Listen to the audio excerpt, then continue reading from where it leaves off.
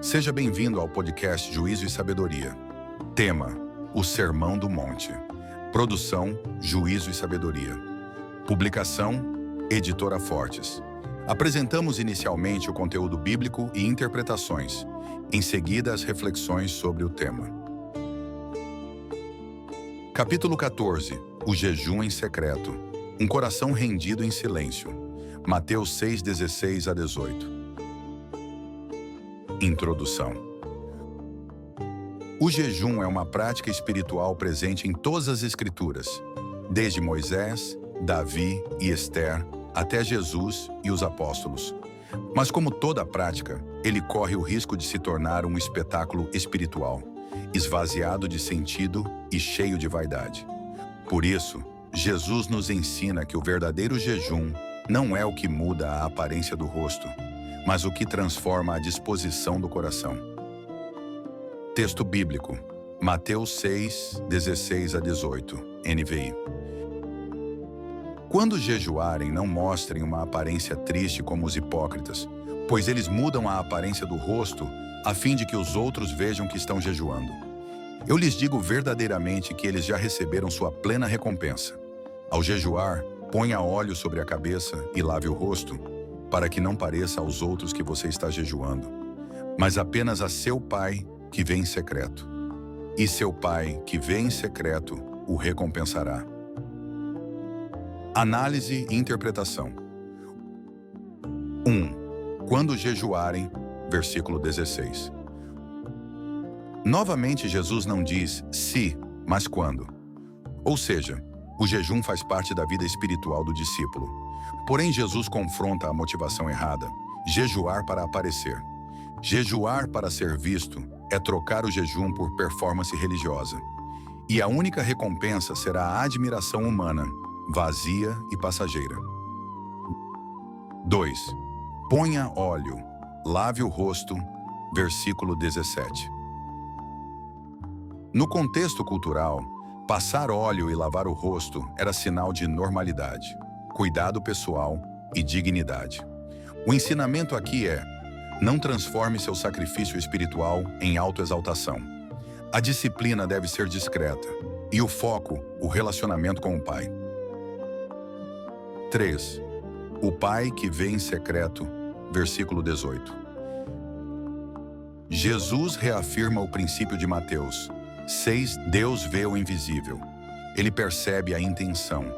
Ele recompensa com presença, paz, clareza e direção. O jejum não é para convencer Deus, mas para esvaziar-se e ouvir melhor a sua voz.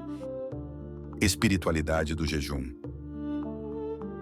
O jejum bíblico envolve abster-se de algo legítimo, geralmente comida, para intensificar a busca espiritual. Humilhação voluntária diante de Deus. Clareza e sensibilidade espiritual. Alinhamento do corpo com o espírito. O verdadeiro jejum é descrito em Isaías 58. Soltar as correntes da injustiça, partilhar o pão com o faminto, acolher o oprimido. Ou seja, o jejum que Deus aprova produz transformação interior e justiça exterior. Conexões interdisciplinares. Na teologia prática, o jejum nos ensina que nem só de pão vive o homem, mas da dependência real de Deus. Deuteronômio 8:3. Na psicologia da autodisciplina, o jejum educa a mente a superar impulsos, resistir tentações e fortalecer o autocontrole. Na sociologia do consumo, em uma sociedade hedonista e imediatista, o jejum é um ato de resistência espiritual contra o culto ao prazer. Aplicações práticas. Jejue com um propósito claro, não apenas ficar sem comer, mas concentrar-se em oração, escuta e rendição. Use o tempo de jejum para servir. Ore por alguém, visite um enfermo, doe algo. Comece com jejum parcial, uma refeição ou um período de horas. Jejue também de distrações, redes sociais, TV e ruídos excessivos. Ilustração. Conta-se que um cristão sentia-se distante de Deus. Um amigo sugeriu um jejum com oração. Durante aquele tempo de abstinência, ele escreveu em seu diário: Descobri que o problema não era Deus estar longe, Era eu estar cheio demais de mim mesmo para percebê-lo. O jejum esvazia o ego e reacende a sensibilidade espiritual. Conclusão. Jejuar é dizer: Senhor, preciso mais de Ti do que de qualquer outra coisa. É abrir espaço no corpo e na alma para que o Espírito Santo preencha com vida, direção e consolo. O verdadeiro jejum não se exibe. Ele brilha no secreto e revela o quanto dependemos da presença de Deus. Pergunta para reflexão. Quando foi a última vez que você jejuou, não por obrigação, mas por fome da presença de Deus?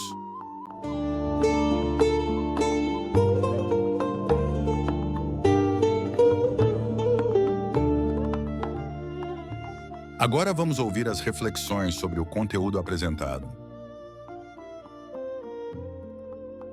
Oi pessoal, bem-vindos. Hoje a gente vai analisar mais a fundo um texto que, fala de uma prática espiritual bem antiga, mas com umas questões super atuais. O jejum em secreto. Isso aí. A nossa fonte principal é um capítulo que explora Mateus 6, ali pelos versículos 16 a 18, sabe? Num mundo que vive de aparência, de mostrar tudo, como é que uma disciplina assim, mais quieta, mantém a autenticidade? Essa é a nossa missão aqui hoje. Tentar entender o que é jejuar de verdade. Não para o show, mas para o coração mesmo. E a passagem central que a gente está olhando diz o seguinte: quando jejuarem, não mostrem uma aparência triste como os hipócritas. Ao jejuar, ponha óleo sobre a cabeça e lave o rosto. Sim. Para que não pareça aos outros que você está jejuando, mas apenas a seu pai que vem em secreto. E seu pai que vem em secreto o recompensará. Olha, essa instrução já começa meio que quebrando o esperado, né? Totalmente. Começa direto ao ponto, né? Criticando essa aparência triste dos hipócritas, o texto que a gente está usando argumenta que o problema central é a motivação. Qual a intenção por trás? Exato. Se o objetivo é, ganhar elogio, admiração, bom, a recompensa já veio. E é só isso. Aplauso humano, algo que passa rápido. Uma coisa meio vazia, né? Isso. Jesus está puxando o foco todo para a conexão genuína com Deus. Aquele que de fato vê o que está escondido, o que está lá dentro. E essa parte de pôr óleo na cabeça e lavar o rosto. No contexto da época, isso era um sinal de vida normal, de se cuidar, certo? Exatamente. Era o oposto de parecer desleixado ou em luto. Então a ideia que o material explora é: não transforme o jejum num espetáculo de sofrimento, sabe? Para não chamar atenção para si mesmo. Para não virar exibição. A disciplina deve ser discreta. E isso, claro, está super conectado com o princípio maior de Mateus 6, né? Deus valoriza o que é feito em secreto, a intenção real do coração, longe dos olhares. Faz todo sentido. É fascinante essa tensão que o texto aponta entre o que se vê por fora e o que realmente está no coração. Entendi. Mas, falando na recompensa, aquela parte, o Pai o recompensará. O texto que a gente analisou, ele detalha um pouco que tipo de recompensa seria essa, porque a gente logo pensa em algo material, né? Sim, a fonte entra nisso e sugere que não é necessariamente algo material, tipo dinheiro ou sucesso. A recompensa divina estaria mais na linha da própria presença de Deus. Ah, interessante. Paz, clareza mental, direção espiritual. O jejum nesse olhar não é uma moeda de troca para convencer Deus a fazer algo. Não é uma barganha. Não. É mais um jeito de, como o texto coloca, esvaziar o eu. Sabe, deixar de lado um pouco o nosso barulho, a nossa autossuficiência. Criar espaço, então. Exatamente. Criar espaço para ouvir melhor. Para cultivar essa receptividade espiritual, se abrir para ele. Entendi. E o material também dá uma pincelada na espiritualidade do jejum bíblico em si, né? Aquela ideia de se abster de algo, normalmente comida, para buscar Deus mais intensamente.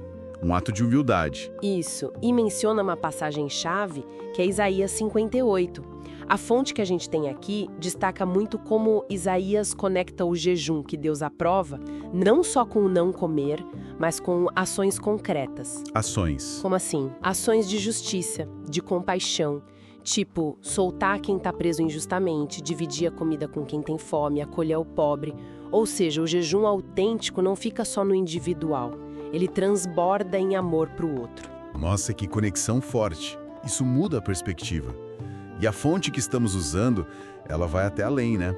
Traz umas outras perspectivas de outras áreas do conhecimento. Sim, propõe umas conexões bem interessantes. Na teologia, claro, reforça a dependência de Deus. Lembra daquela frase? Nem só de pão vive o homem. Clássica. Mas o texto argumenta também que, olhando pela psicologia, o jejum pode ser visto como um treino para a autodisciplina, para resistir à gratificação imediata. Faz sentido. E sociologicamente? Aí fica bem interessante. O texto posiciona o jejum quase como um ato de resistência silenciosa. Uma forma de ir contra a corrente do consumismo, do excesso, do imediatismo da nossa sociedade. Um contraponto, sabe? Uau! Essa visão sociológica é potente. E tem aquela ilustração que o texto traz de uma pessoa que se sentia meio distante de Deus. Você lembra? Lembro sim, é tocante. A pessoa, ao jejuar, percebeu algo. O problema não era Deus estar longe, mas ela está cheia demais de si mesma. O jejum ajudou a criar esse vazio, a diminuir o ego, e isso reacendeu a conexão. É um exemplo bem prático daquela ideia de esvaziar o eu. Exato. Ilustra bem o tipo de transformação interna que essa prática pode buscar. E o texto não fica só na teoria, ele também dá umas dicas práticas, né? De como trazer isso para o dia a dia. Dá sim. Coisas como jejuar com um propósito claro. Não é só parar de comer, mas usar esse tempo para orar, para buscar ouvir a Deus de forma mais intencional. Sugere também usar o tempo que seria da refeição para fazer algo pelos outros ou para orar por necessidades específicas. E começar aos poucos, talvez com jejuns parciais.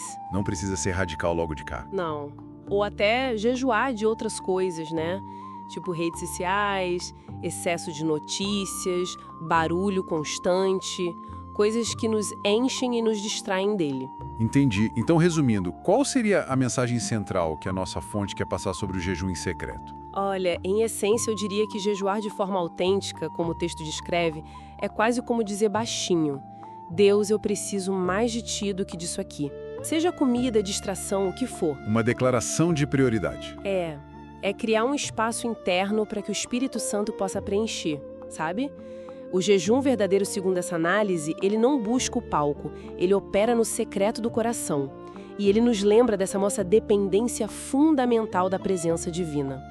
A autenticidade está na intenção, não na performance. Uma forma bem profunda, então, de expressar essa fome, essa sede por Deus acima de qualquer outra coisa. Exato.